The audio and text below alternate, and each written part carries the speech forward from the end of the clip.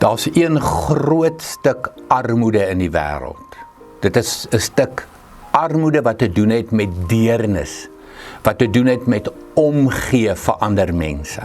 Daar's heeltemal te min deernis en heeltemal te min omgee vir ander mense. Hoe lyk die wêreld om jou? Hoe lyk dit by jou skool? Hoe lyk dit by jou werk? Hoe lyk dit in jou familie, in jou gesin? Daar's altyd iemand wat omgee nodig het. En jy is partykeer ook daardie persoon. So Paulus skryf, hy sê, sien raak wanneer ander gelowiges swaar kry. Sien dit raak. Wees sensitief. Gaan met oë deur die lewe wat ander se swaar kry raak sien.